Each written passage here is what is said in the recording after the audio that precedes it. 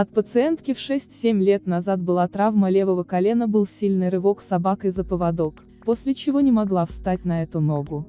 Дней через 10 прошло, но все эти годы периодически были боли и затруднения при приседании, без нагрузки сгибается нормально. В феврале при беге возникла резкая боль. 3 дня пришлось ходить с палочкой. Затем острая боль прошла, но дискомфорт при спуске или подъеме по уклону остался.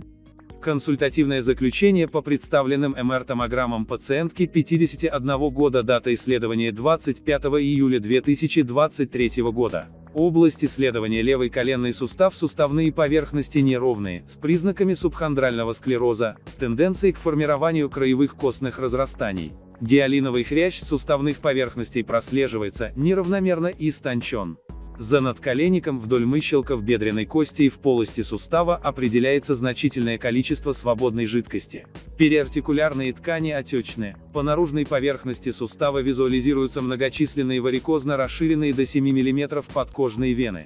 Свежие костно-травматические и костно-деструктивные изменения не выявлены. Пателофеморальное сочленение, МР-сигнал от суставного хряща неоднороден на его высоты, за надколенником слой жидкости до 10 мм. Целостность медиального и латерального удерживателя надколенника сохранена. Надколенник второго типа Павайбек. Индекс Инсал-Салвати 1,23. Клетчатка Гофа развита обычно, отечно. Данных за наличие кисты Бейкера не получено. Признаки отека: разволокнение медиальной коллатеральной связки. Внутри и вне суставные связки, передняя и задняя крестообразная связка, латеральная коллатеральная связка, собственная связка надколенника, медиальный и латеральный удерживатель надколенника не изменены. Признаки дегенеративных изменений медиального мениска второй степени, на фоне которых определяется продольный разрыв заднего рога с выходом на две поверхности мениска. Признаки дегенеративных изменений латерального мениска второй степени.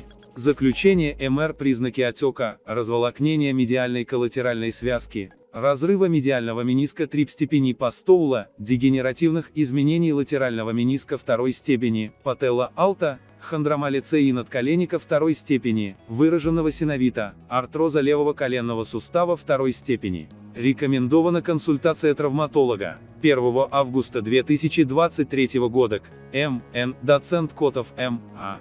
Заключение не является окончательным диагнозом и должно оцениваться лечащим врачом вместе с результатами других исследований и клиническими данными.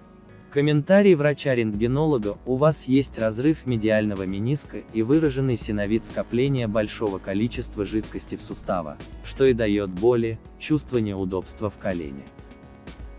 Есть признаки артроза второй степени, повреждения суставного хряща надколенника, высокого расположения надколенника. Вам нужно обратиться к травматологу для организации лечения.